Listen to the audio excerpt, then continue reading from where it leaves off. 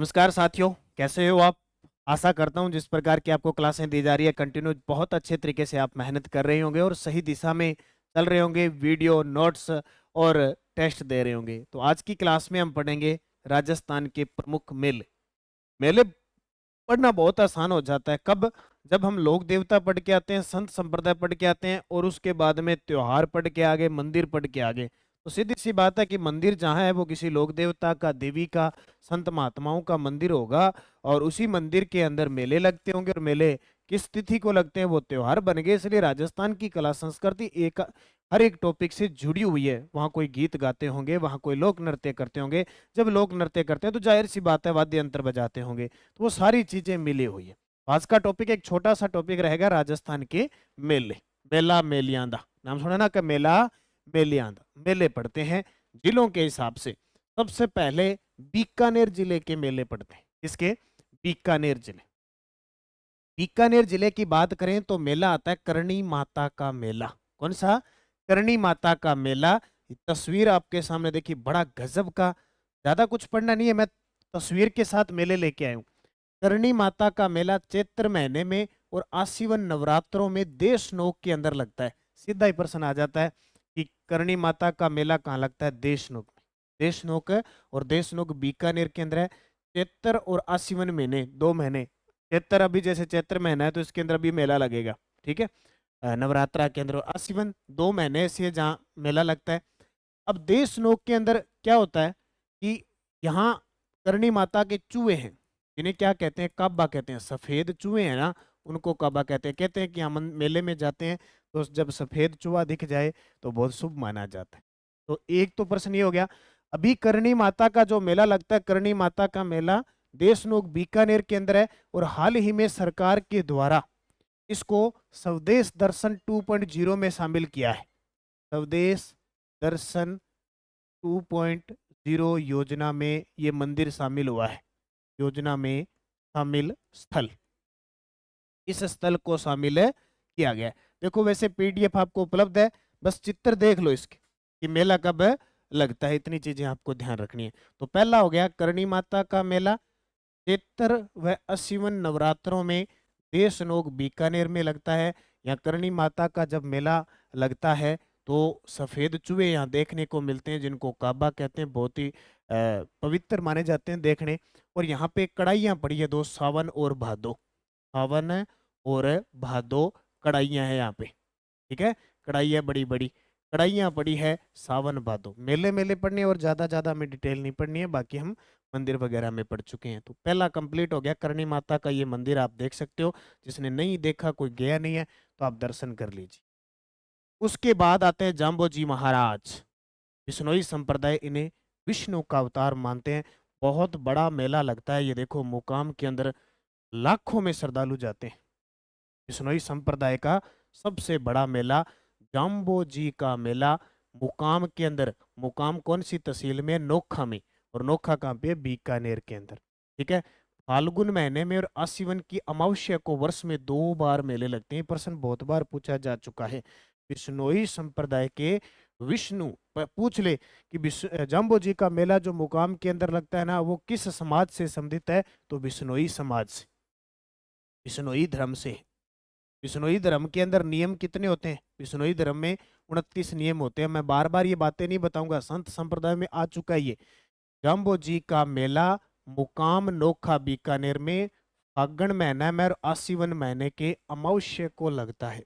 अमावस्या समझते हो ना? शुरुआत होता है कृष्ण पक्ष, जब 15वां दिन आ जाता है वो अमावस्या होता है। फिर आता है शुक्ल पक्ष और फिर 15वां दिन आ जाता है तो पूर्णिमा होती है। पूर्णिमा के दिन महीना पूरा हो जाता है।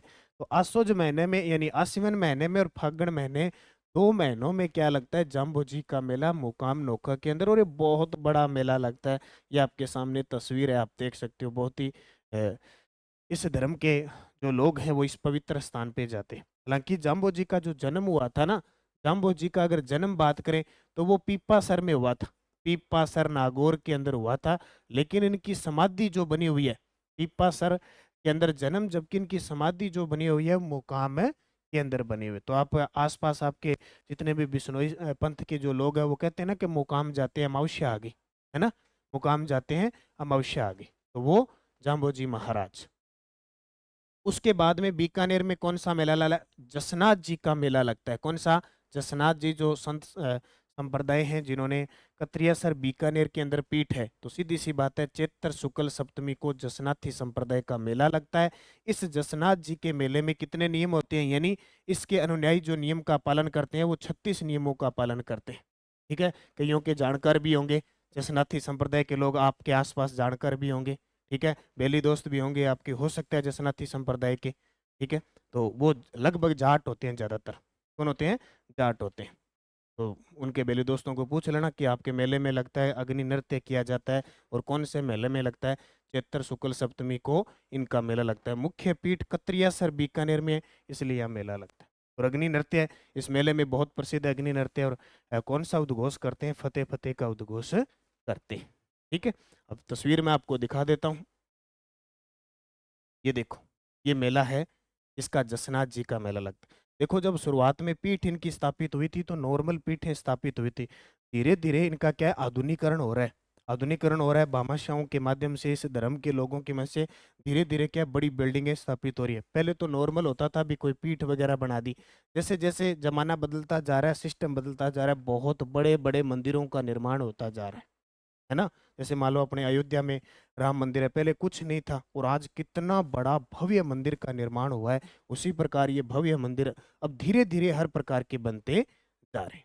उसके बाद देखिए, बीकानेर में एक और प्रसिद्ध है कपिल मुनि का मेला। कौन सा? कपिल मुनि का मेला कोलायत में भरता है। ये कोलायत कहाँ पे है? बीकानेर में। कार्तिक मास की पूर्णिमा को, यानी नवंबर महीने में, अपना जो नवंबर महीना होता है ना, इसी में लगभग अक्टूबर नवंबर में दीपावली दीपावली आती है ना, वही कार्तिक माह की पूर्णिमा को भरता है।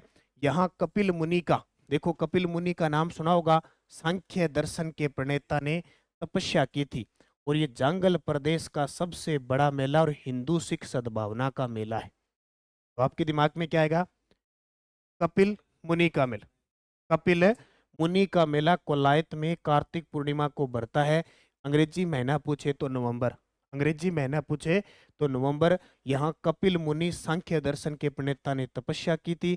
यह जंगल प्रदेश का सबसे बड़ा मेला और हिंदू सिख सद्भाव का मेला है। ये देखो, ये कोलायत जो मेला है ना, यहाँ दीपदान का महत्व है। दीपदान का बहुत महत्व है। और इस कोलायत झील को मरुस्थल का गुलाब कहते हैं। मरुस्थल का गुलाब कहते हैं इस कोलायत झील को। कोलायत झील कहाँ पे है? बीकानेर में। कपिल मुनि का मेला भरता है, कार्तिक पूर्णिमा को मेला भरता है। जंगल प्रदेश का, बीकानेर को पहले जंगल प्रदेश कहते थे, जंगल प्रदेश का सबसे बड़ा मेला भरता है।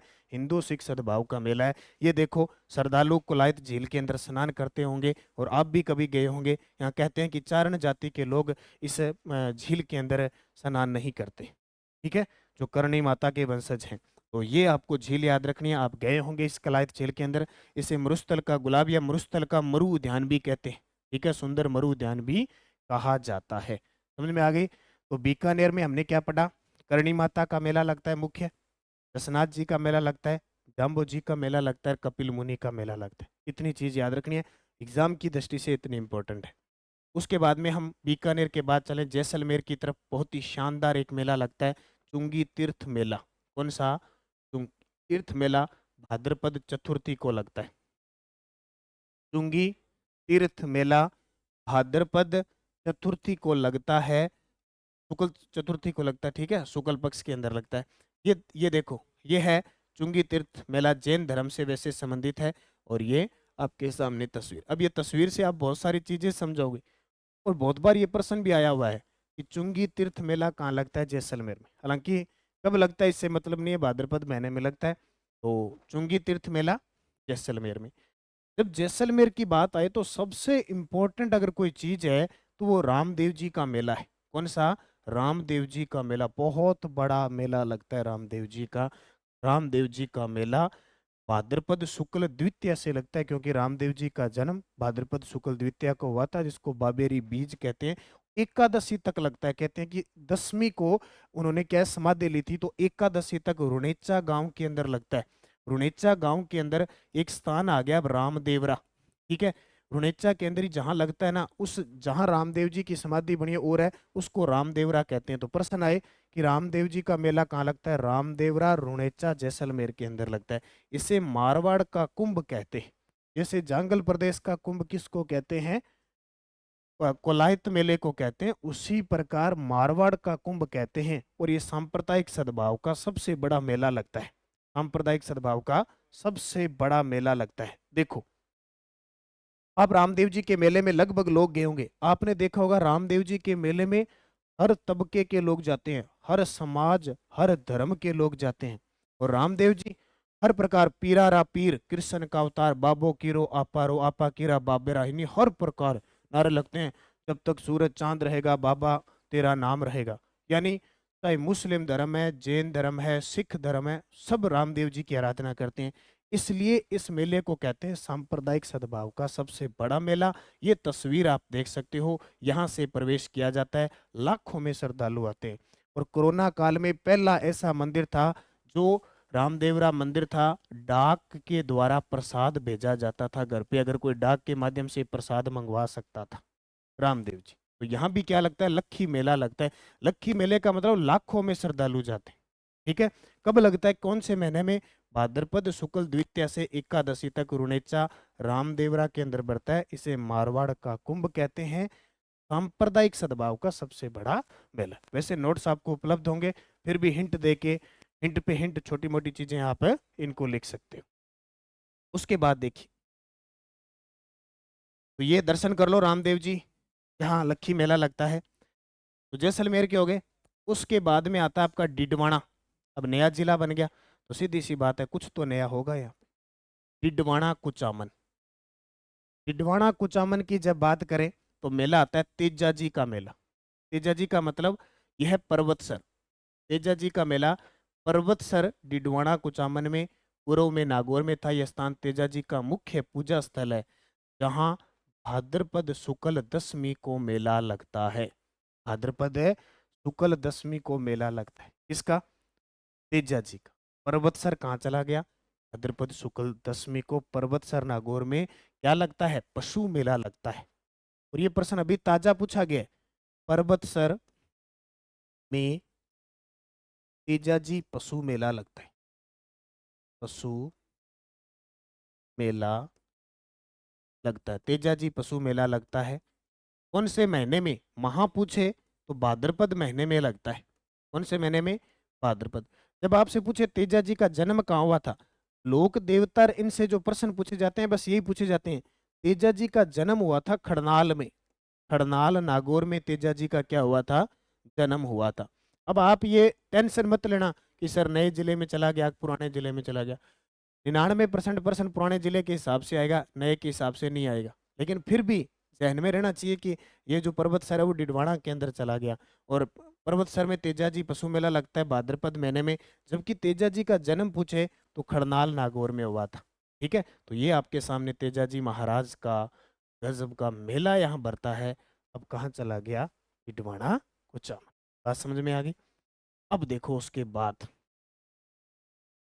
बालोतरा के अंदर एक मेला लगता है, बालोतरा में। ये देखो, हल्देश्वर महादेव का मेला। कौन सा, हल्देश्वर महादेव का मेला पिपलूद में लगता है। अब ये पिपलूद कहाँ चला गया, बालोतरा में। इसे मारवाड़ का लघु माउंट आबू कहते हैं। सुना है आपने नाम कि माउंट आबू कहाँ पे है, सिरोही के अंदर है, माउंट आबू गुरु शिखर। आपसे पूछे मारवाड़ का लघु माउंट आबू कैसे कहते हैं, यानी कहने का मतलब जैसे माउंट आबू ऊंची पर्वत चोटी है ना गुरु शिखर, उसी प्रकार पिपलूद भी एक चोटी है ऊंची, तो उससे तुलना की गई है, इसलिए इसे मारवाड़ का लघु माउंट आबू कहते हैं। यहाँ पे मंदिर कौन सा है, हल्देश्वर महादेव का मंदिर है। आपने सुना होगा सिवाना दुर्ग बालोतरा में चला गया, कौन सी पहाड़ी पे है, हल्देश्वर पहाड़ी पे है ना। तो ये मंदिर आपको याद रखना। उसके बाद देखिए नाकोड़ा जी का मेला, बालोतरा में है नाकोड़ा जी का मेला। मेवा नगर में पोष कृष्ण दशमी को मेला लगता है। ये एक पोष महीना, आपने सुना होगा मार्गशीर्ष और पोष महीने दो ऐसे हैं जो मलमास कराते हैं, कोई मांगलिक कार्य होते नहीं, कोई एक आधा मेला लगता है। तो पोष कृष्ण दशमी को मेवा नगर, ठीक है, राजस्थान का मेवा नगर कहते हैं। नाकोड़ा जी का क्षेत्र को राजस्थान का मेवा नगर कहते हैं। राजस्थान का मेवा नगर कहते हैं। राजस्थान का मेवा नगर कहते हैं। तो नाकोड़ा जी का मेला पोष कृष्ण दशमी को लगता है। ये तस्वीर आप देख सकते हो, ये है नाकोड़ा जी का मेला। नाकोड़ा की पहाड़ी भी यहाँ स्थित है। कंप्लीट है, ज्यादा कोई माथा खपी इसमें करने की जरूरत नहीं है, सिर्फ मेले मेलियां दे पढ़ने हैं। अगला आता है, वाह क्या शानदार है, ब्यावर का तो नाम आते ही ऐसी होली, क्या होली गजब की खेली जाती है यहाँ पे। ठीक है, ब्यावर, ब्यावर अजमेर से अलग हो चुका है। बादशाह का मेला बहुत प्रसिद्ध है, ये तो हम पहले भी पढ़ते थे कि बादशाह का मेला ब्यावर अजमेर। अब तो हटाना क्या है, सिर्फ अजमेर को हटा दो, अकेले ब्यावर। बादशाह मेला, अकबर बादशाह के नवरत्न में से एक टोडरमल का नाम सुना है आपने। राजा टोडरमल जो थे अकबर के नवरत्न थे, बहुत बड़े दीवान थे, लेखा जोखा करते थे। वो 2.5 दिन की बादशाह मिलने की याद ताजा करने के उद्देश्य से गुलंडी के दूसरे दिन चेतरबदी ब्यावर में आयोजित होता है। यानी आपसे प्रश्न आएगा सिंपल सा, बादशाह का मेला कहाँ आयोजित होता है, आप बताओगे ब्यावर। किसकी याद में, टोडरमल, टोडरमल की याद में, क्योंकि अकबर ने 2.5 दिन बाद शता दी थी टोडरमल को, उसकी याद में गुलंडी के दूसरे दिन। ये गुलंडी कब बनाई जाती है, होली के जस्ट बाद जो गुलंडी बनाई जाती है उसके दूसरे दिन चेतरबदी ब्यावर में आयोजित हो। बादशाह मेले में बादशाह की सवारी बड़ी धूमधाम से निकाली जाती है। ये देख तो बादशाह मेला समिति, ये देखो बादशाह ट्रक के ऊपर लोग हैं और ये पूरे जश्न के साथ बादशाह की सवारी निकल रही। तो कहाँ की प्रसिद्ध है, ब्यावर की। ठीक है, क्लियर है, याद रह जाएगा ना, चित्र से साथ साथ में याद रखते रहना। उसके बाद आता है अजमेर, बहुत ही शानदार मेला, क्या बात है। अजमेर की तो पुष्कर की बात करें उतनी कम है। अजमेर पुष्कर का मेला, पुष्कर कार्तिक मास की एकादशी से पूर्णिमा तक अक्टूबर को पुष्कर में लगता है, जिसे मेरवाड़ा का कुंभ कहते हैं। अब देखो, जांगल प्रदेश का कुंभ हो गया कौन सा, कोलायत मेला। मारवाड़ का कुंभ हो गया रामदेवरा मेला। मेरवाड़ा, मेर मेर, ये देना आपने नाम सुना है, मेर के मीणाओं से छुड़ाते हुए तेजा जी को नाग देवता ने डसा था। मेरवाड़ा की पहाड़ियां जोधपुर और मेवाड़ को अलग करती है। मेरवाड़ा, अजमेर मेरवाड़ा एकीकरण के 1 नवंबर 1956 को वो मेरवाड़ा की पहाड़ियां। जब भी पेपर में कभी आ जाए कि राजस्थान के अंदर मेरवाड़ा की पहाड़ियां कहाँ देखने को मिलती है, मध्य अरावली में, अजमेर के अंदर, कह सकते हो ना। तो मेरवाड़ा का कुंभ कहते हैं, अंतर्राष्ट्रीय ख्याति प्राप्त मेला है, सबसे रंगीन मेला है। और ये देखो कौन सा मेला, पुष्कर। अब मैं आपको बता देता हूँ, प्रश्न आएगा कि पुष्कर मेला कब भरता है, तो आपका उत्तर होगा कार्तिक पूर्णिमा को। कार्तिक है पूर्णिमा, कार्तिक पूर्णिमा को। ठीक है, पुष्कर का मेला कार्तिक पूर्णिमा को भरता है। महीना पूछे तो कार्तिक। जैसे मान लो उदाहरण देता हूं मैं, पिछली साल 14 से 27 नवंबर 2023 को भरा था। एक बार एग्जामिनर तारीख भी पूछता है, तो जैसे 2023 के अंदर 14 से 27 नवंबर 2023 को भरा था। इसे मेरवाड़ा का कुंभ कहते हैं। यहाँ झील है पुष्कर झील, उसके किनारे भरता है। पुष्कर है झील, पुष्कर झील पर सर्वाधिक 52 घाट है। इतने घाट किसी भी झील के नहीं है, 52 घाट। और इसमें सबसे बड़ा जो घाट है, अभी ज्योग्राफी के अंदर हम झील पढ़ेंगे, ठीक है, उसके अंदर आपको सब चीजें पता लग जाएगी। सबसे रंगीन मेला है, सबसे रंगीन मेला। सर, ठीक है, ऊंटों की बिक्री के लिए प्रसिद्ध है, ऊंटों की बिक्री के लिए प्रसिद्ध है। देखो, अंतर्राष्ट्रीय ऊंट महोत्सव मनाया जाता है बीकानेर में, लेकिन ऊंटों की बिक्री के लिए ये प्रसिद्ध है। लास्ट में मैं महोत्सव और पढ़ाऊंगा। इसके अलावा ध्यान रखना, रंगीन मेला है, ऊंटों की बिक्री के लिए प्रसिद्ध है, 52 घाट है। यहाँ पे सावित्री माता मंदिर है, सावित्री माता मंदिर, ब्रह्मा जी का मंदिर दर्शनीय स्थल है, ब्रह्मा जी मंदिर, रंगनाथ मंदिर, ये आपको करवा चुका हूं मैं मंदिरों में। रंगनाथ जी मंदिर, वराह मंदिर, ये मंदिर बहुत ही है, यहाँ खूब सारे मेले लगते हैं। ये मेले आपको याद रखने हैं सारे के सारे। ठीक है, सबसे रंगीन मेला, ऊंटों की बिक्री के लिए प्रसिद्ध है, सावित्री माता मंदिर, ब्रह्मा जी का मंदिर, रंगनाथ जी का मंदिर, वराह मंदिर, बहुत सारे मंदिरों का यहाँ समूह है। पुष्कर झील में 52 है घाट बने हैं। और इस झील को कनाडा के सहयोग से साफ सफाई भी 1997 से 98 में शुरू की गई थी, सफाई भी हुई थी। तो 14 से 27 नवंबर 2023 को ये मेला पिछली साल लगा था। तारीख देखें तो महीना पूछे तो ये कार्तिक मास की एकादशी से पूर्णिमा। अक्टूबर क्यों लिखते हैं? क्योंकि अक्टूबर और नवंबर के अंदर ही कार्तिक महीना आता है। अक्टूबर और नवंबर के महीने में कार्तिक महीना आता है। तो ये आपको याद रखना है। कौन सा? पुष्कर झील का मेला, जो बहुत ही खास महत्व का रखता है। पुष्कर को क्या कहते हैं? पुष्कर को क्या कहते हैं? पुष्कर को कहा जाता है क्या? पुष्कर को कहा जाता है तीर्थों का, तीर्थों का मामा, तीर्थों का मामा कहा जाता है। प्रयागराज का गुरु कहा जाता है। प्रयागराज का गुरु कहा जाता है। कोंकण तीर्थ कहा जाता है। कोंकण तीर्थ कहा जाता है। ये नाम उपनाम है इस मेले के। तीर्थों का मामा, प्रयागराज का गुरु, कोंकण तीर्थ, और कार्तिक पूर्णिमा को भरता है। क्लियर हो गया? ये अजमेर का फिक्स फिक्स आपको अच्छे तरीके से याद रखना है।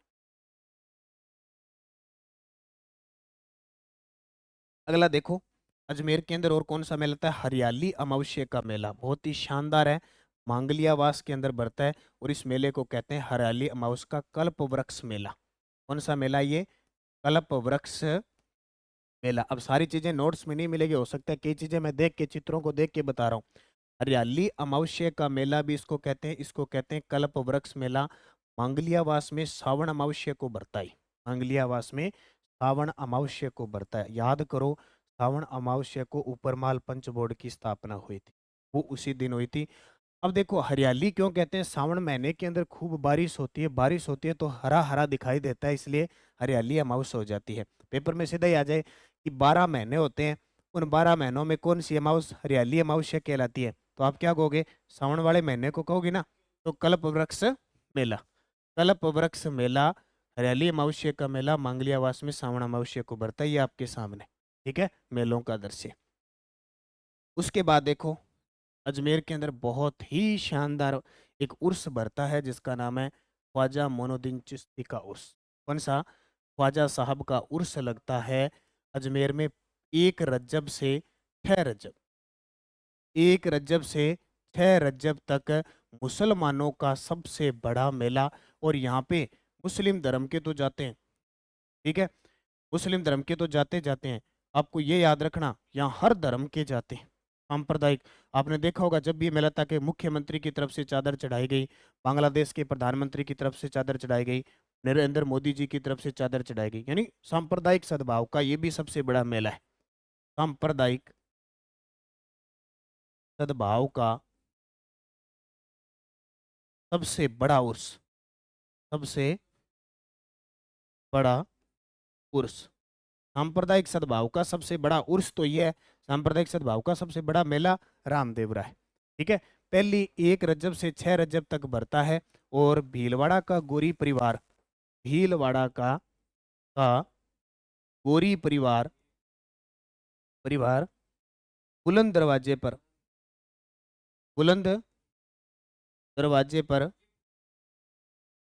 दरवाजे पर, भीलवाड़ा का गोरी परिवार बुलंद दरवाजे पर झंडा फहराता है, झंडा फहराता है। यानी झंडा फहराने के साथ ही चांद निकलते ही इसकी शुरुआत हो जाती है। तो भीलवाड़ा का गोरी परिवार बुलंद दरवाजे पर झंडा फहराता है। ये प्रश्न बहुत बार आता है कि बुलंद दरवाजे का निर्माण किसने करवाया था? बुलंद दरवाजे का निर्माण करवाया था महमूद खिलजी ने, मोहम्मद खिलजी ने, महमूद खिलजी ने, ठीक है, बुलंद दरवाजे का निर्माण करवाया था।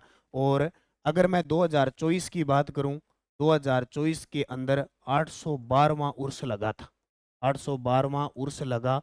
और 1998 में लगा 786वां उर्स, 1998 में 786वां उर्स लगा, 2024 में 812वां उर्स लगा। और ख्वाजा मोइनुद्दीन चिश्ती अजमेर में 1 रज्जब से 6 रज्जब तक मुसलमानों का सबसे बड़ा मेला लगता है। क्लियर है? 1 रज्जब से 6 रज्जब, ये आपके सामने बहुत ही आसान सा प्रश्न एग्जामिनर पूछ लेता है।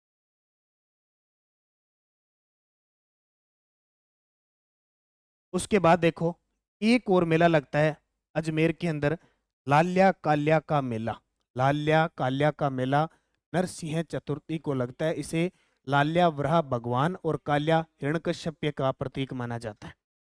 इसमें लाल्या वराह भगवान और लाल्या हिरण्यकश्यप का मेला लगता है, बस इतना याद रखना, लाल्या काल्या का मेला। फिर हम चलते हैं चूरू की तरफ, और चूरू को जब याद करते हैं चूरू को जब हम याद करते हैं,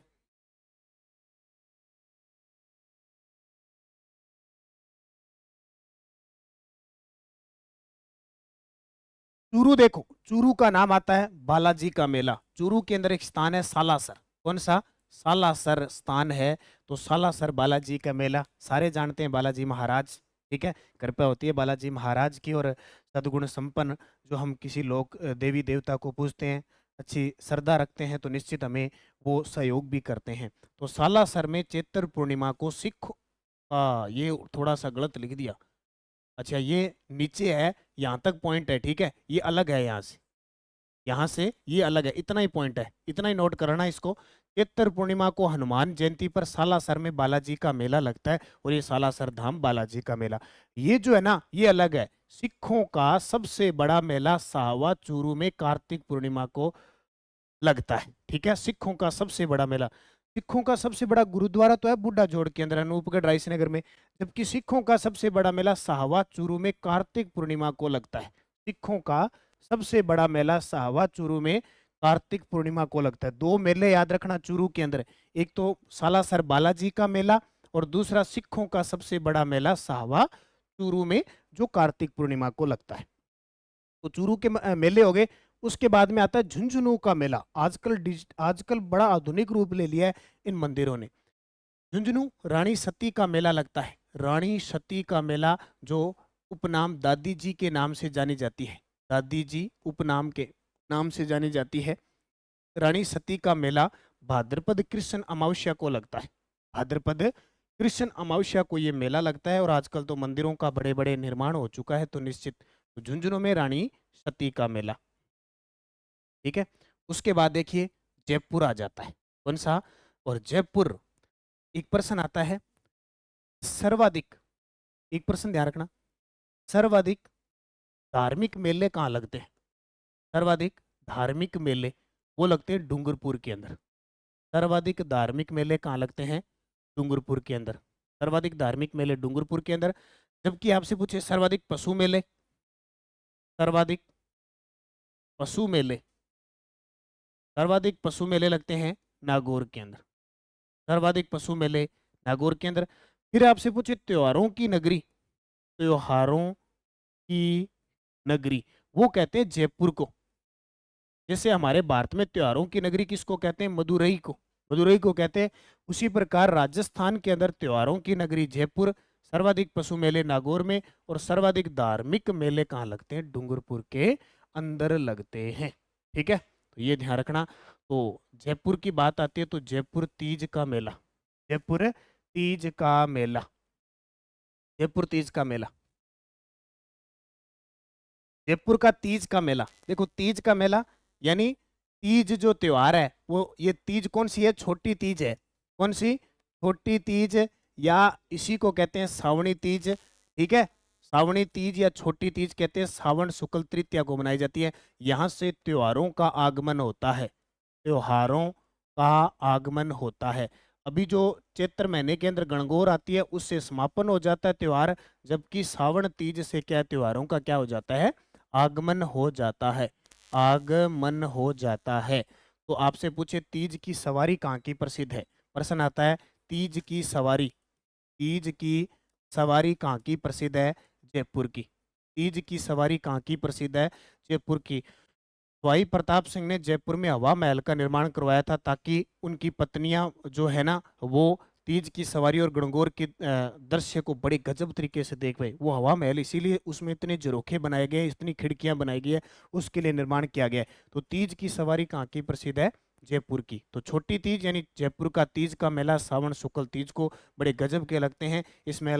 इस महीने के अंदर महिलाएं क्या करती है? तीज की सवारी निकलती है सावन तीज को, और झूला झूलने का सिस्टम होता है। झूला झूलती है ना, आजकल तो धीरे धीरे परंपरा खत्म हो रही है, लेकिन पहले बड़ा गजब का इस महीने के अंदर झूला झूलने की प्रक्रिया थी। फिर गणगौर का मेला, गणगौर चैत्र शुक्ल तृतीया को आती है, जो होली के लगभग 18 दिन बाद आती है। ध्यान रखना, होली के 18 दिन बाद आती है।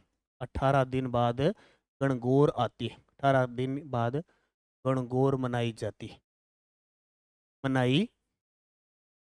ठीक है। अभी चैत्र महीने के अंदर बनाई गई। अब होली आती है फाल्गुन पूर्णिमा को। फाल्गुन पूर्णिमा के बाद कृष्ण पक्ष के 15 दिन आ जाते हैं। एकम आ जाती है, दूज आती है, और फिर शुक्ल पक्ष की तीज आती है। तो 15 और 3 18वें दिन हमारी बनाई जाती है। हालांकि एक बार आरएस के अंदर क्वेश्चन पूछा गया था, उसने उसको 16वां दिन माना था, 16वां दिन माना था। लेकिन आप अंदाजा लगा लेना, पास पास में कभी ऑप्शन आपको देखने को नहीं मिलेंगे। तो गणगौर कहाँ की प्रसिद्ध है? गणगौर सबसे ज्यादा प्रसिद्ध है जयपुर की, उसके बाद में उदयपुर की प्रसिद्ध है। बाद में जैसे गुलाबी गणगौर है वो नाथद्वारा की प्रसिद्ध है, ढींगा गणगौर है वो जोधपुर की प्रसिद्ध है, और वैसे गणगौर की सवारी है वो जयपुर की प्रसिद्ध है। तो ये तस्वीर आप देख सकते हो, गणगौर, गण और गौर, शिव और पार्वती, और बिना ईश्वर की गौर, बिना ईश्वर की गौर वो कहाँ पूजी जाती है? वो पूजी जाती है जैसलमेर में। बिना ईश्वर की यानी शिव की प्रतिमा नहीं होती है सिर्फ। आपने देखे होंगे, अब गणगौर निकलते हैं, ऐसे गुड्डे देखे होंगे, ऐसे ऐसे बनाए हुए गुड्डे देखे होंगे ऐसे, ठीक है। ये दो इस प्रकार के दोनों बना देते हैं, कहीं रूस ना जाए, ठीक है। बाढ़ लगा दें आप, ये दो बढ़ाए जाते हैं ना, इस गण और गौर। और इस गणगौर के अंदर सबसे ज्यादा गीत गाए जाते हैं, सबसे ज्यादा गीतों वाला त्योहार है गणगौर। और यहाँ पे कौन सा नृत्य, महिलाएं कौन सी नृत्य करती है? घूमर, क्योंकि घूमर पूरे राजस्थान में प्रसिद्ध है घूमर। तो ये गणगौर का मेला जयपुर के अंदर। उसके बाद में मेलों की बात करें तो माताओं की बात करें तो शिला देवी का मेला नवरात्रों में आमेर में लगता है। ये शिला देवी कछुआ राजवंश की आराध्य देवी है। शीतला माता का मेला अभी चैत्र जो कृष्ण पक्ष है उसके अंदर गया है, सप्तमी को और अष्टमी को सुबह बाशोड़ा धो की शाम को, सुबह बाशोड़ा धोते हैं, बासा भोजन बनाया जाता है, खाते हैं। तो चाकसू की सील की डूंगरी पर चैत्र कृष्ण सप्तमी अष्टमी को मेला बढ़ता है। इसे बैलगाड़ी मेले के नाम से भी जाना जाता है। ये मंदिर की चर्चा हम कर चुके हैं, शीतला माता। तो शीतला माता का मेला लगता है चैत्र महीने में, चैत्र कृष्ण सप्तमी और अष्टमी को। सप्तमी को इसलिए कि इस शाम को भोजन बनाया जाता है और सुबह धोक लगती है, उसकी बाशोड़ा जिसको कहते हैं, मेला भरता है। इसे बैलगाड़ी मेले के नाम से जानते हैं। शीला देवी का मेला भी नवरात्रों में भरता है, मंदिर आपके सामने है। उसके बाद में देखो जयपुर के अंदर एक मेला लगता है गधों का मेला। गधों का मेला कौन सी माता का मेला लगता है? खलकाणी माता का मेला, खलकाणी माता का मेला लगता है। और स्थान देखो, ये गधिया देख लो, ठीक है, ये गधे देखे हैं ना, डंकी, डंकी होती है गधा। और सबसे ज्यादा गधे राजस्थान के अंदर है। हालांकि गिरावट भी आई है, लगभग 70% गधों में गिरावट आई है, फिर भी गधे हैं सबसे ज्यादा राजस्थान में। तो ये है गधे, गधों का मेला यानी खलकाणी माता। गधों का मेला का मतलब गधों का क्रय विक्रय होता है। और लुणियावास जयपुर ग्रामीण के अंदर ये गधों का मेला लगता है। ये हो गए आपके कौन से? जयपुर के। उसके बाद करौली का मेला, अभी ताजा ताजा आज से, यानी चैत्र महीने में, नवरात्रों में जितनी माताओं के मेले हैं चैत्र महीने में, और उसके बाद में अश्विन महीने में नवरात्रों पे मेले लगते हैं। तो केला देवी का मेला, केला देवी का मेला चैत्र शुक्ल अष्टमी को भरने वाले इस मेले को लक्खी मेला कहते हैं।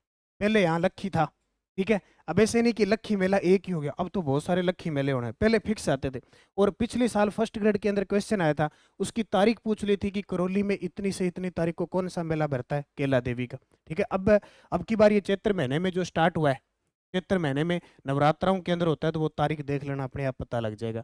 तो चैत्र शुक्ल अष्टमी को भरने वाले इस मेले को लक्खी मेला कहते हैं। और यहाँ लांगूरिया नृत्य किया जाता है। लांगूरिया नृत्य बहुत प्रसिद्ध है यहाँ का। लांगूरिया लंगूर की तरह नृत्य करते हैं, क्योंकि केला देवी को हनुमान जी की माता अंजना देवी का अवतार माना जाता है। कालीसील नदी के किनारे है ये, त्रिकुट पर्वत पर है। ये देख सकते हो आप, कौन सा मंदिर? केला देवी का मेला। उसके बाद में करौली में एक मेला बढ़ता है महावीर जी का मेला, बहुत ही शानदार मेला है। महावीर जी का मेला जैनियों का सबसे बड़ा मेला, यानी जैन धर्म का सबसे बड़ा मेला है। और श्री महावीर जी की, श्री महावीर जी, श्री महावीर जी का जो मेला बढ़ता है, श्री महावीर जी के अंदर कौन सी होली प्रसिद्ध है? लठमार होली प्रसिद्ध है। कौन सी? लठ मारते हैं, लठ मार होली, एक दूसरे को कड़म टेका लठ, पाया लठ मार होली। चैत्र शुक्ल तेरस से वैशाख कृष्ण प्रतिपदा तक लगता है, प्रतिपक्ष तक लगता है। चैत्र शुक्ल तेरस से स्टार्ट हो जाएगा और वैशाख कृष्ण प्रतिपक्ष तक लगता है, प्रतिपदा तक लगता है। महावीर जी का मेला जैन धर्म का सबसे बड़ा मेला है। देखो तस्वीर आपके सामने, एक एक चीज लेके आया हूँ ताकि थोड़ा समझ में भी आ जाए। उसके बाद आती है बूंदी। जैसे हमने जयपुर में पढ़ा था छोटी तीज, जयपुर में क्या पढ़ा, छोटी तीज, उसी प्रकार बूंदी की प्रसिद्ध है कजली तीज, उजली तीज, वो कहते हैं बड़ी तीज, बड़ी तीज, सातुड़ी तीज, ठीक है, ये भी इसको कहा जाता है। सातुड़ी तीज, बड़ी तीज, उजली तीज, कजली तीज। मेला लगता है भाद्रपद कृष्ण तृतीया को। जयपुर वाली तीज निकाली जाती है भाद्रपद सावन शुक्ल तृतीया को। ये भाद्रपद बड़ी है तो भाद्रपद बड़ा महीना है, ये कृष्ण पक्ष में आती है। ये देखो तीज की सवारी यहाँ भी निकाली जाती है। और कजली, उजली, बड़ी तीज, सातुड़ी तीज, बूंदी की पर। आगे समझ में। उसके बाद मेला देखो कोटा के अंदर बहुत ही शानदार, पूरे भारत के अंदर कोटा, पूरे भारत के अंदर दशहरा मेला कहाँ का प्रसिद्ध है? भारत में दशहरा मेला कहाँ का प्रसिद्ध है? भारत में दशहरा कहाँ का प्रसिद्ध है? मैसूर कर्नाटक का, मैसूर कर्नाटक। आजकल तो रिमोट से सीधा चलाने लगे तो हर जगह प्रसिद्धि प्राप्त कर रहे हैं, लेकिन भारत का सबसे प्रसिद्ध दशहरा मेला बनाया जाता है मैसूर कर्नाटक में। जबकि राजस्थान का सबसे प्रसिद्ध जो दशहरा मेला है वो कोटा का है। ठीक है, कोटा दशहरा मेला विजयादशमी आश्विन शुक्ल दशमी को, ये देखो रावण इतना बड़ा, यानी एक गजब का परिदृश्य यहाँ बनाया जाता है। बाकी हर जगह होता है लेकिन प्रसिद्ध यहाँ का है। कोटा के शासक आए थे माधो सिंह प्रथम के काल में, 1579 में ये शुरू हुआ था। यानी कोटा में दशहरा मेला बनता तो था लेकिन बड़े गजब तरीके से प्रॉपर रूप से जो बनता है वो माधो सिंह प्रथम के बाद 1579 में बनना स्टार्ट हुआ था। तो आपसे पूछे कोटा में दशहरा मेला प्रसिद्ध है। इसके अलावा कैथून, कैथून में विभीषण जी का मेला भरता है। विभीषण जी मंदिर है खास, विभीषण जी का मेला भी भरता है। इतना मेले में इंपॉर्टेंट नहीं है, कोटा के अंदर ये प्रसिद्ध है। इसके अलावा कोटा में नाहन महोत्सव है। कोटा में नाहन महोत्सव, और कोटा का नाहन महोत्सव सांगोद स्थान है वहाँ का प्रसिद्ध है। सांगोद स्थान है वहाँ का प्रसिद्ध है। क्लियर है, समझ में आगे बात। अगला देखो झालावाड़। कोटा के बाद आता है झालावाड़, और झालावाड़ में एक मेला लगता है जो बहुत प्रसिद्ध है, चंद्रभागा मेला। झालावाड़ में कौन सा मेला? चंद्रभागा मेला। कार्तिक पूर्णिमा को झालरापाटन में बढ़ता है। इसे हाड़ौती का सुरंगा मेला कहा जाता है। हाड़ौती का सुरंगा मेला कहा जाता है। चंद्रभागा मेला कार्तिक पूर्णिमा को झालरापाटन में बढ़ता है, जिसे हाड़ौती का सुरंगा मेला कहा जाता है। और कौन सी नदी के किनारे चंद्रभागा मेला? चंद्रभागा नदी के किनारे है। चंद्रभागा नदी के किनारे, ठीक है। ये देखो चंद्रभागा नदी है, उसके किनारे चंद्रभागा मेला कार्तिक पूर्णिमा को लगता है। उसके बाद देखिए आसान से है, आराम से इनको पढ़ सकते हो। प्रतापगढ़ जिले के अंदर कौन सा मेला लगता है? प्रतापगढ़ जिले में लगता है गोतमेश्वर मेला। कौन सा? गोतमेश्वर मेला। गोतमेश्वर मेला वैशाख पूर्णिमा से ज्येष्ठ द्वितीया तक अरनोद प्रतापगढ़ में बढ़ता है। उल्लेखनीय है कि गोतमेश्वर मेला कोसालिया नदी के तट पर सिरोही में भी बढ़ता है। ठीक है, गोतमेश्वर मेला वैशाख पूर्णिमा से लेकर और ज्येष्ठ द्वितीया तक बढ़ता है। और गोतमेश्वर मेला बढ़ता है, इस मेले को ध्यान रखना बुरिया बाबा का मेला भी कहते हैं। प्रतापगढ़ वाला जो मेला है उसको बुरिया बाबा का मेला भी कहते हैं। बुरिया बाबा मीणाओं के आराध्य देव, कहते हैं कि बुरिया बाबा की कसम खा के कभी भील है वो झूठ नहीं बोलते। ठीक है, ये ध्यान रखना। उसके बाद आता है डूंगरपुर। डूंगरपुर, डूंगरपुर की बात करें तो मैंने आपको बता दिया सबसे ज्यादा धार्मिक मेले डूंगरपुर में लगते हैं। गलियाकोट का उर्स शहीद फकरुद्दीन वोहरा दाऊदी वोहरा संप्रदाय का सबसे बड़ा उर्स लगता है। दाऊदी वोहरा संप्रदाय का सबसे बड़ा उर्स लगता है गलियाकोट के अंदर है, जो कौन सी नदी के किनारे है? माही नदी के किनारे। माही नदी के किनारे, ये प्रश्न पेपर में आ चुका है कि माही नदी के किनारे गलियाकोट का जो उर्स है वो डूंगरपुर में है। शहीद फकरुद्दीन वोहरा संप्रदाय की पीठ है यहाँ पे सबसे बड़ा उर्स। मुस्लिम धर्म में उर्स कह देते हैं, अपने हिंदू धर्म में मेले कहते हैं। और सबसे इम्पोर्टेंट है बेणेश्वर मेला। कौन सा मेला? बेणेश्वर मेला माघ मास की पूर्णिमा को यानी माघ पूर्णिमा को नवाट्टापुरा गांव में सोम माही जाखम के त्रिवेणी संगम पर यह मनाया जाता है। इसे आदिवासियों का कुंभ, वागड़ का कुंभ, वागड़ प्रदेश का पुष्कर कहते हैं। आदिवासियों का कुंभ, वागड़ का कुंभ, वागड़ प्रदेश का पुष्कर कहते हैं। यहाँ उदीच्य ब्राह्मणों की गद्दी है। यहाँ उदीच्य ब्राह्मणों की गद्दी है। बेणेश्वर मेला एक धार्मिक समारोह है। उल्लेखनीय है कि संपूर्ण भारत में एकमात्र ऐसा स्थान है जहाँ शिव जी के टूटे हुए शिवलिंग की पूजा की जाती है। वागड़ी भाषा में बेणेश्वर का अर्थ है डेल्टा का स्वामी होता है। ये जो बेणेश्वर धाम है, ये जो बेणेश्वर धाम है, ये याद रखना, पेपर में आता ही है। कहते हैं कि ये बेणेश्वर धाम की स्थापना किसने की थी? आस्कर्ण राठौड़ के समय। आस्कर्ण राठौड़ के समय शासक था आस्कर्ण। आस्कर्ण राठौड़ के समय संत मावजी के द्वारा की गई। संत मावजी द्वारा, यानी जो बेणेश्वर धाम है ये नवाट्टापुरा डूंगरपुर में सोममाई जाखम नदी के किनारे है।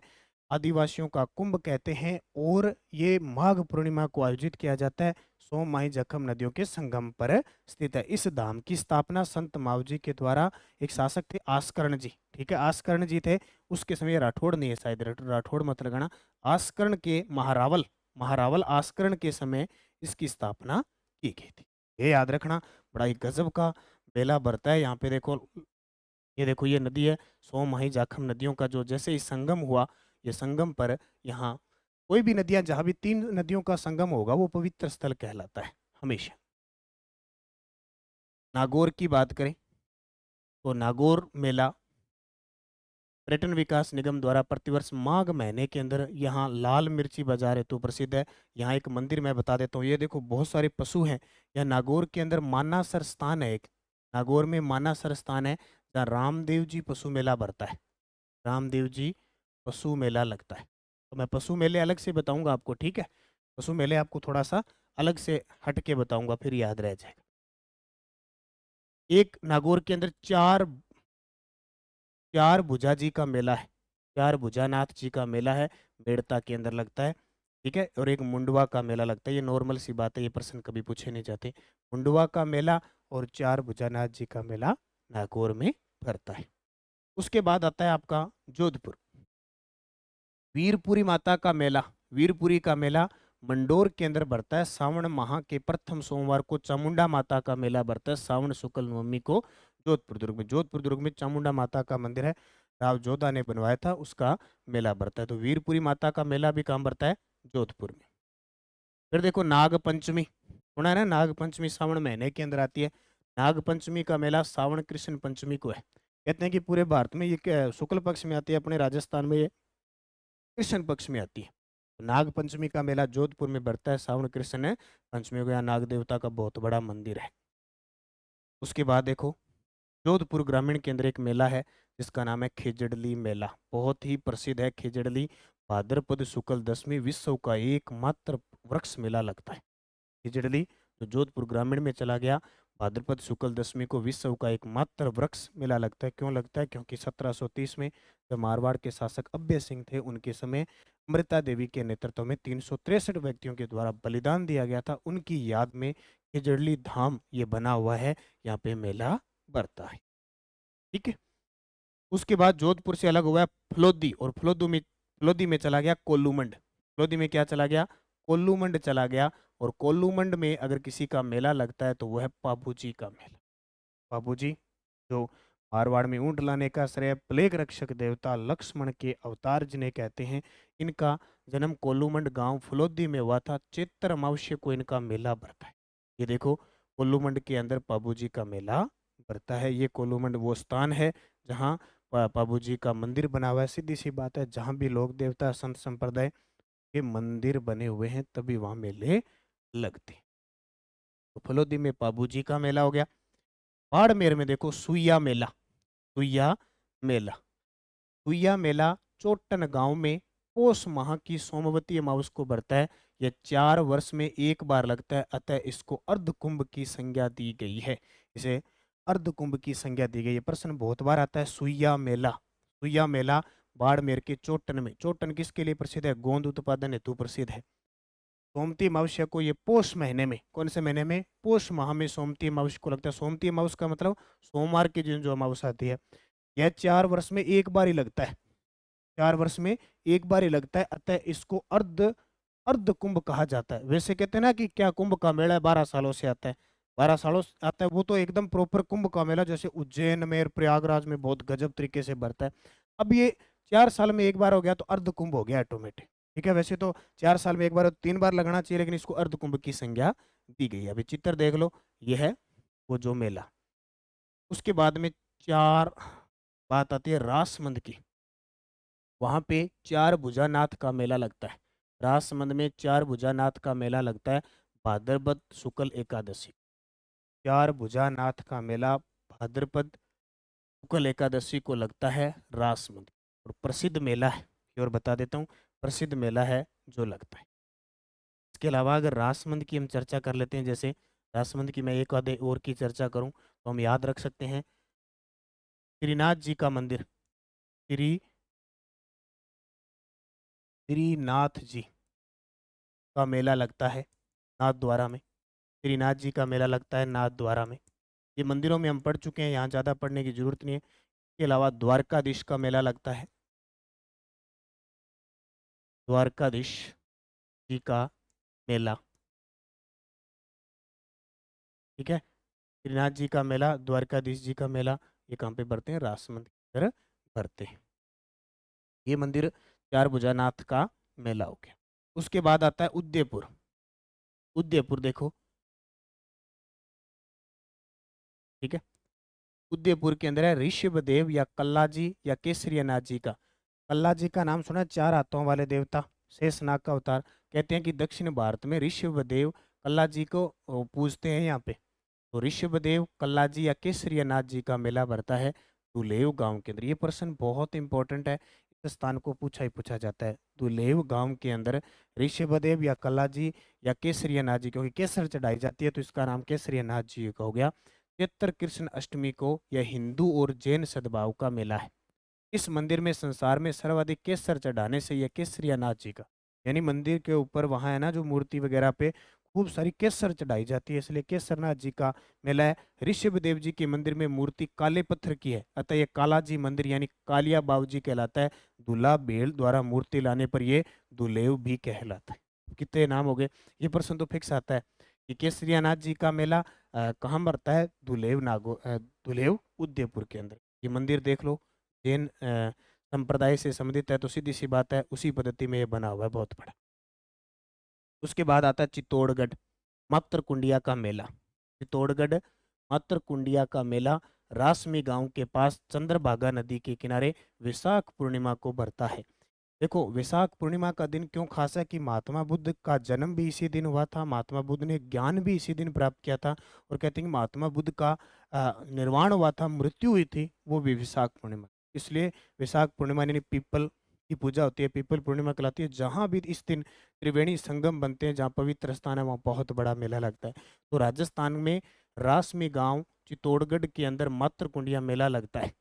ठीक है, रासमी कहाँ पे, रासमी गांव है मात्र कुंडिया में, इसलिए मात्र कुंडिया मेला विशाख पूर्णिमा को लगता है, इसलिए इसे राजस्थान का हरिद्वार कहते हैं। अब हरिद्वार जाते हैं, ऋषिकेश जाते हैं, वहाँ उस दिन पवित्र दिन होता है ना, गंगा में स्नान करते हैं। सेम चंद्रभागा नदी के किनारे पर स्नान करना पवित्र माना जाता है। इसका अब मात्र कुंडिया का मेला इस मंदिर में लगता है, ये देखो स्नान करते हुए। जोहर मेला चित्तौड़गढ़ में मिलता है। रानी पद्मिनी, रानी पद्मिनी, उसके बाद में कर्मावती, सत्ता की पत्नी फूल कंवर के द्वारा चित्तौड़गढ़ में 3 जोहर हुए थे। तो जोहर मेला चित्तौड़गढ़ दुर्ग के अंदर है, भरता ही देख लो। ये तस्वीरें देख रहे हो, सीधी सी बात है, जहाँ मेले लगेंगे लाखों में लोग आएंगे तो बहुत सारों को रोजगार मिलेगा। ये बच्चों के लिए ये स्पेशल है। चूड़ी मिनिए वाली अलग बैठी है यहाँ पे, क्योंकि सबसे ज़्यादा बाजार लगता है चूड़ी मिनिए वालों की। महिलाएं पहले सोच के जाती है क्या क्या लेके आना है, क्या क्या, क्योंकि इनकी जिम्मेवारी भी होती है कि घर में क्या क्या सामान हो गया पहले। आज तो क्या महिलाएं बाजार वगैरह में खूब चली जाती है, ऑनलाइन शॉपिंग कर लेती है। पहले बाजार महिलाओं को सिर्फ विशेष अवसर पे ही कहीं जाने दिया जाता था, किसी मेले के बहाने, किसी शादी के बहाने और ही जाया जाता था, पहले बहुत कम जाते थे। ठीक है, महिलाएं घर पे भी सिर्फ खाने पीने का सिस्टम होता था, बाजार में का ही सिस्टम नहीं होता था, तो सबसे ज़्यादा इनको रोजगार। उसके बाद आता है हनुमानगढ़। हनुमानगढ़ के अंदर मेला लगता है भद्रकाली माता का मेला। भद्रकाली माता का मेला जो पल्लू के अंदर लगता है, आपके जो सोनी परिवार है उनका खास मेला लगता है, तो ये भद्रकाली मेला हनुमानगढ़ में लगता है। ये प्रश्न पेपर में आ चुका है। गोगा जी, गोगा जी महाराज का मेला नोहर, नोहर के अंदर गोगा मेड़ी बनी हुई है, वो स्थान गोगा मेड़ी कहलाता है। भाद्रपद कृष्ण नवमी को मेला बढ़ता है, हिंदू मुस्लिम सद्भाव का मेला है। क्यों है? क्योंकि कहते हैं कि 12 महीनों के अंदर 11 महीने मुस्लिम जाति का पुजारी होते हैं और एक महीने जो भाद्रपद महीना होता है उसमें हिंदू पुजारी होता है, इसलिए ये हिंदू मुस्लिम सद्भाव का मेला है। गोगा जी का मेला नोहर हनुमानगढ़ में भाद्रपद कृष्ण नवमी को पड़ता है। ठीक है, तो ये ध्यान रखना। उसके बाद में सीकर, सीकर के अंदर खाटू श्याम जी का मेला, बहुत ही शानदार मेला पड़ता है। सीकर के अंदर खाटू श्याम जी का मेला फाल्गुन शुक्ल दशमी से द्वादशी तक बढ़ता है, यानी फाल्गुन महीने में यहाँ लक्खी मेला लगता है खाटू श्याम जी का फाल्गुन महीने में। खाटू श्याम जी का मेला, देखो खाटू गांव है सीकर के अंदर, श्याम जी का मेला बढ़ता है। कलयुग में श्री कृष्ण को इस रूप में पूजा जा रहा है। अब एक ध्यान रखना, एक बहुत इंपॉर्टेंट मैं आपको बता देता हूँ। एक और मंदिर, वैसे सबसे ज्यादा प्रसिद्ध है खाटू श्याम जी का मंदिर, एक मेला और बढ़ता है जो हमारे नजदीक है, बिल्कुल हमारे गांव के नजदीक है, अनूपगढ़ जिले के अंदर। ठीक है, अनूप, ये भी बहुत प्रसिद्ध हो चुका है, पेपर में आए ना, इससे कोई मतलब नहीं। अनूपगढ़ के अंदर 365 हेड धाम है, 365 हेड धाम है श्याम जी का। ठीक है, यहाँ भी देखो लाखों में तो नहीं कह सकते, लेकिन हजारों में श्रद्धालु आने लगे आसपास के जितने भी क्षेत्र हैं। तो श्याम जी मंदिर अनूपगढ़ जिले के 365 हेड के अंदर श्याम जी मंदिर का मेला भी बड़े धूमधाम से फाल्गुन महीने के अंदर बनाया जाता है। उसके बाद आती है जीण माता। कौन सी माता? जीण माता रेवासा सीकर के अंदर है। चैत्र और वैशाख माह के नवरात्रों में मेला, इन्हीं सीधी सी बात है, जितनी भी देवियां हैं, लोक देवियां, उनका मेला चैत्र और अश्विन महीने के अंदर बनाया बनाया जाता है। ठीक है, तो जीण माता जो हर्षनाथ की बहन थी,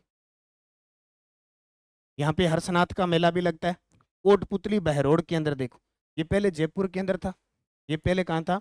जयपुर के अंदर था, अब चला गया कोटपुतली बहरोड के अंदर। बाणगंगा का मेला, बाणगंगा नदी के किनारे बाणगंगा का मेला लगता है विराट में, विराट यानी विराट में, विशाख पूर्णिमा को लगता है, तो इसलिए पवित्र तो है ही। बाणगंगा नदी के किनारे विराट में बाणगंगा, ये विराट सभ्यता, ये विराट है, ये कोटपुतली बहरोड में चला गया। पूर्व में ये जयपुर में था, तो आपको पूर्व वाला भी याद रखना है और अब नया भी याद रखना। कंप्लीट हो गया, तो उत्तर देखो ये मेला लग गया। अलवर, अलवर की बात करें तो अलवर के अंदर है भर्तहरि का मेला। अलवर में कौन सा लगता है? भर्तहरि का मेला। कनफटे, कनफटे नाथ यानी कनफटे साधुओं का तीर्थ स्थल है। यहाँ भाद्रपद शुक्ल सप्तमी व अष्टमी को मेला बढ़ता है। मत्स्य प्रदेश का सबसे बड़ा मेला है। कौन सा? मत्स्य प्रदेश का सबसे बड़ा मेला है। भर्तहरि संन्यास लेने से पूर्व उज्जैन मध्य प्रदेश के राजा थे। भर्तहरि, देखो ये राजा भर्तहरि, तब तो नाम लेते हैं कि राजा भर्तहरि कथा। राजा भर्तहरि पहले उज्जैन के शासक थे। राजा होने के बावजूद सब कुछ शासन पाठ छोड़ के साधु बनना बहुत बड़ी बात है, बहुत बड़ी बात है।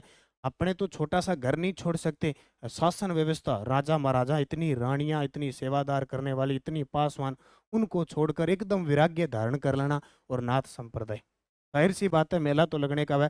जो सिद्ध पुरुष होते हैं उनका मेला तो लगेगा। तो कन्न फटे साधुओं का तीर्थ स्थल है भर्तहरि मेला अलवर के अंदर, और ये मत्स्य प्रदेश का सबसे बड़ा मेला। इसे मत्स्य प्रदेश का कुंभ भी कहते हैं। क्या कहते हैं? मत्स्य प्रदेश का कुंभ, मत्स्य प्रदेश का ये कुंभ कहलाता है। ठीक है, ये याद रख। ये मेला देखो, मेला मेलियांदा। उसके बाद में अलवर में धौलागढ़ देवी का मेला लगता है। धौलागढ़ देवी का मेला बहत्तू कला गांव कठुम्बर तहसील में विशाख माह में बढ़ता है। बस इतना याद रखना, धौलागढ़ देवी का मेला अलवर। डीग, इतने दिन आपने इतना ही सुना कि भरतपुर में डीग महोत्सव मनाया जाता है। डीग जल महलों की नगरी, अब यह अस्तित्व में आ चुका है जिले के रूप में। तो यहाँ पे गंगा दशहरा मेला और भोजन थाली मेला लगता है। देखो गंगा में गंगा दशहरा मेला और भोजन थाली मेला लगता है। कामा, कामा कहाँ चला गया? डीग में। कामा कहाँ चला गया? डीग में। पहले अपने पढ़ते थे कामा डीग भरतपुर, ऐसे पढ़ते थे, अब कामा डीग। तो गंगा दशहरा मेला प्रसिद्ध है और भोजन थाली मेला प्रसिद्ध। उसके बाद आता है धौलपुर। धौलपुर की बात करें तो बाबू महाराज का मेला कहाँ लगता है? बाबू महाराज का मेला। तो बाबू महाराज का मेला भाद्रपद शुक्ल द्वितीया को लगता है। ये रहा, सिंपल सा प्रश्न है, ज्यादा कोई मुश्किल नहीं है। बाबू महाराज का मेला पूछा जाता है पेपर में। 12 भाइयों का मेला पूछा जाता है, ठीक है, 12 भाइयों का मेला और बाबू महाराज का मेला। और एक और याद रखना, मचकुंड। मचकुंड जिसे कहते हैं तीर्थों का भांजा। तीर्थों का भांजा कहा जाता है मचकुंड धौलपुर को, तीर्थों का भांजा। ये भी धौलपुर के अंदर। तीन चीज होगी, 12 भाइयों का मेला, 12 भाइयों का मेला, बाबू महाराज का मेला, मचकुंड तीर्थ। इसके बाद आता है टोंक। टोंक में बहुत ही प्रसिद्ध स्थान है डिग्गी कल्याण जी का मेला। हम कहते हैं कल्याण जी का मेला, कल्याणपुरी मेला। ये टोंक के अंदर स्थान है डिग्गी। वो तो है डीग जो अलग हुआ, ये डिग्गी। तो सावन शुक्ल एकादशी को मालपुरा तहसील के डिग्गी कस्बे में ये मेला लगता है। अब हो सकता है मालपुरा को अगर जिला बना देते तो इसको टोंक से अलग करके पढ़ते अपने, लेकिन नहीं बनाया। मालपुरा तहसील के डिग्गी में सावन शुक्ल एकादशी को कल्याण जी का मेला लगता है। ये आपके सामने कल्याण जी का मेला दर्शाया गया। उसके बाद आता है सवाई माधोपुर। तो सवाई माधोपुर की बात आए तो गणेश जी का मेला बहुत प्रसिद्ध है। और कौन से गणेश जी हैं? त्रिनेत्र गणेश मंदिर। त्रिनेत्र गणेश मंदिर, त्रिनेत्र गणेश मंदिर है इनका मेला। सीधी सी बात है कि गणेश जी का मेला भाद्रपद शुक्ल चतुर्थी को लगता है। सबसे पहले हम पूछते हैं तो गणेश जी महाराज को पूछते हैं। और रणथंभौर दुर्ग में ये त्रिनेत्र गणेश जी के मंदिर में आयोजित होता है। यहाँ कहते हैं कि गणेश जी के मात्र मुख की पूजा होती है। जैसे बाजना गणेश जी मंदिर सिरोही में है, सिंह पर सवार गणेश जी आपके बीकानेर के अंदर है। उसके बाद देखो गणेश जी त्रिनेत्र गणेश मंदिर सवाई माधोपुर में रणथंभौर में है। उसके बाद में चौथ माता का मेला। चौथ माता का मेला माघ कृष्ण चतुर्थी को चौथ के बरवाड़ा में बरते हैं। ये वही माता है जिसको तिल चौथ या संकट चौथ कहा जाता है। महिलाएं व्रत रखती है इस दिन, उसको कहते हैं तिल चौथ। तिल के मरुंडिये बनाए जाते हैं, ठीक है, लड्डू बनाए जाते हैं। संकट चौथ, संकट को हरने वाली कौन सी माता? चौथ माता। क्यों चौथ माता? क्योंकि चौथ को आती है और कृष्ण पक्ष में। आप त्योहार कितने देख लेना, जितनी भी चौथ के त्योहार आएंगे ना सारे कृष्ण पक्ष में आएंगे, सिर्फ एक भगवान गणेश जी को छोड़कर। क्योंकि गणेश जी की सबसे ज्यादा आराधना करते हैं, तो अब कृष्ण पक्ष में तो कर नहीं सकते, शुक्ल पक्ष में। तो भाद्रपद शुक्ल चतुर्थी को एकमात्र गणेश जी की वंदना हम करते हैं, मेला लगता है। बाकी कोई भी चौथ में अगर त्योहार आ जाए और आप कंफ्यूज पेपर में हो जाओ तो कृष्ण पक्ष लगा देना। चौथ माता का मेला, चौथ माता का मेला माघ कृष्ण चतुर्थी को चौथ का बरवाड़ा सवाई माधोपुर में भरता है। इसको तिल चौथ या संकट चौथ भी कहते हैं। और ये जो चौथ माता है ना, कंजर समाज की कुल देवी है। कंजर समाज की कुल देवी, कंजर समाज की देवी है ये चौथ माता। कंप्लीट। एक मेला और देखो सवाई माधोपुर में भरता है जिसका नाम है सिवाड़ का मेला। सिवाड़ का मेला जिसे घुसमेश्वर महादेव का मेला कहते हैं। सिवाड़ सवाई माधोपुर में भरता है। भारत का 12वां ज्योतिर्लिंग श्री घुसमेश्वर इसरदा के पास सिवाड़ में अवस्थित है। यहाँ प्रतिवर्ष शिवरात्रि के अवसर पर विशाल मेले का आयोजन होता है। शिवरात्रि फाल्गुन कृष्ण त्रयोदशी को बनाई जाती है। शिवरात्रि कब बनाई जाती है? फाल्गुन कृष्ण त्रयोदशी को बनाई जाती है। फाल्गुन कृष्ण त्रयोदशी को बनाते होते। ये देखो मंदिर श्री घुसमेश्वर द्वादशा जो ज्योतिर्लिंग शिवालय यानी भारत का 12वां ज्योतिर्लिंग कहा जाता है। घुसमेश्वर महादेव का मंदिर है सिवाड़ सवाई माधोपुर में, इसलिए सिवाड़ का मेला कहलाता है। इसके बाद में 12 का मेला देखें, 12 जिले का। तो सीताबाड़ी का मेला लगता है केलवाड़ा के अंदर। केलवाड़ा 12 में सीताबाड़ी का मेला लगता है। यह हड़ौती अंचल का सबसे बड़ा मेला है। इसे सहरिया जनजाति का कुंभ कहते हैं। बहुत शानदार प्रश्न है। अभी प्रश्न पिछले रीट के पेपर में ये प्रश्न आया था। रीट के पेपर में ये प्रश्न आया था। सीताबाड़ी का मेला केलवाड़ा में भरता है, हड़ौती अंचल का सबसे बड़ा मेला, सहरिया जनजाति का इसको कुंभ कहते हैं, ज्येष्ठ अमावस्या को भरता है। पूरी डिटेल इसकी अच्छे तरीके से याद रखनी है। तो ये ऐसे प्रश्न आपके एग्जाम में आएंगे बड़े सिंपल, फिर भी हम गलत कर देते हैं निश्चित।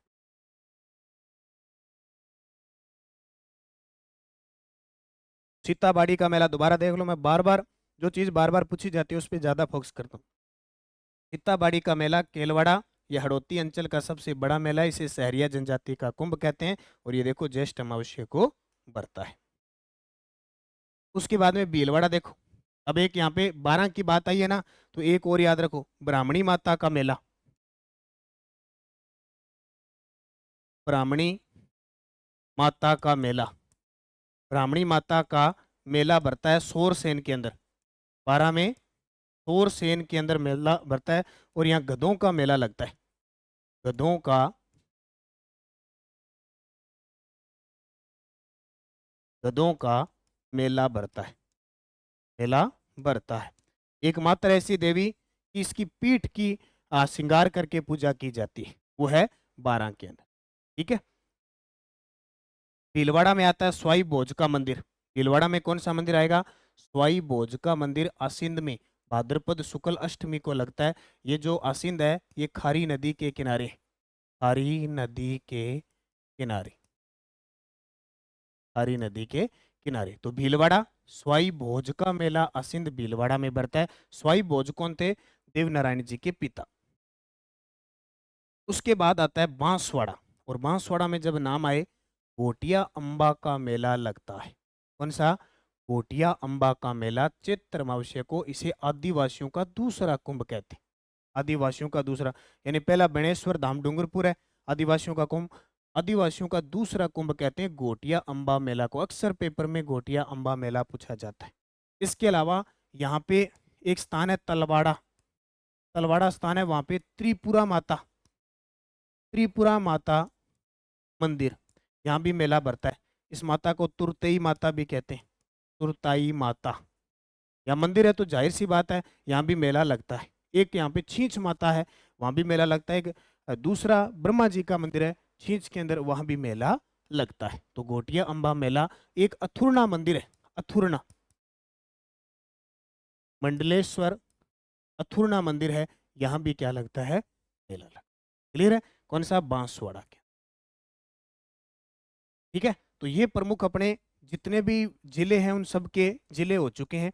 अब अपने एक वीडियो में पढ़ेंगे कुछ महोत्सव प्लस पशु मेले कौन कौन से लगते हैं। महोत्सव पढ़ेंगे जो भी है, ऊंट महोत्सव और मरु महोत्सव ये, और इसके साथ हम पढ़ेंगे पशु मेले कौन कौन से कहाँ लगते हैं एक वीडियो के माध्यम से। तब तक अच्छे तरीके से पढ़ें। धन्यवाद।